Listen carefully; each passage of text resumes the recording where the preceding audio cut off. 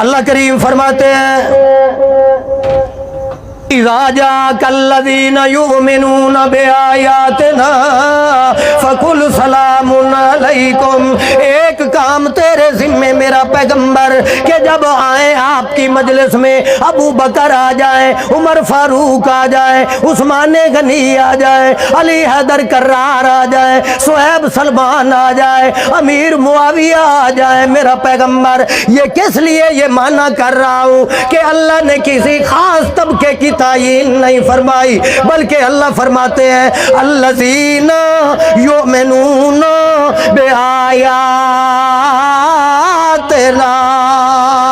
اے میرا پیغمبر جنہوں نے میری آیات پہ ایمان رکھا، میں نے اعلان کیا کہ غیب کے پردوں سے اللہ جانتا ہے، صحابہ ایمان لائے، میں نے اعلان کیا میرا پیغمبر بشر، صحابہ ایمان لائے، میں نے اعلان کیا انک لا تسمع الموتى، صحابہ ایمان لائے، جو قرآن کی آیات آتی گئی میرا پیغمبر یؤمنون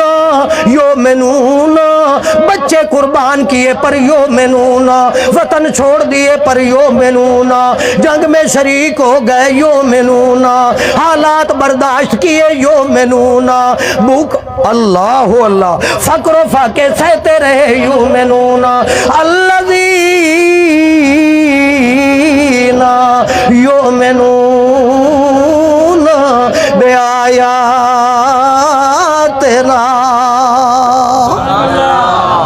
ایسا ایمان لائے صحابہ کرام کہ اللہ نے تعریفیں کی، میرا پیغمبر آئے تو نہیں، جب آئے تیری مجلس میں ان کے سلام کا انتظار نہ کرنا، میں آپ کی ذمہ داری لگا رہا ہوں میرا پیغمبر،